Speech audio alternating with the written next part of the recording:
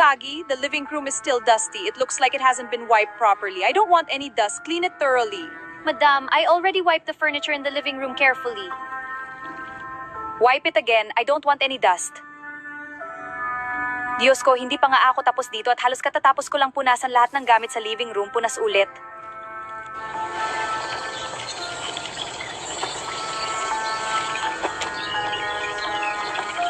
Sol, natanggap mo na ba ang perang pinadala ko?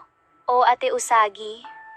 Ikaw na ang bahala sa pa-surprise kay Mama Yung cake na may pera. O Ate Usagi, siguraduhin ko maging masaya si Mama sa araw ng birthday niya.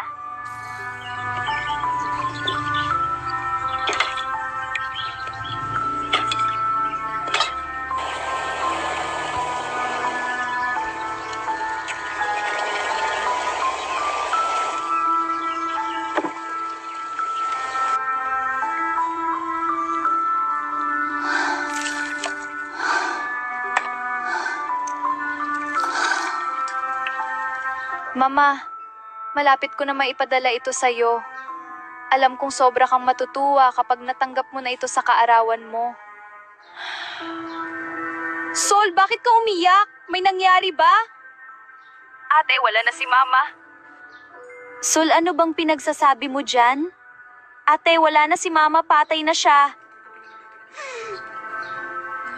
Sol, wag ka naman magbiro ng ganyan. Ate, hindi ako nagbibiro. Hindi man lang niya nahintay yung birthday niya.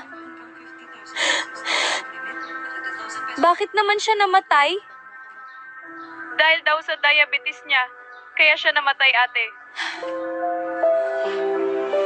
Mama ko.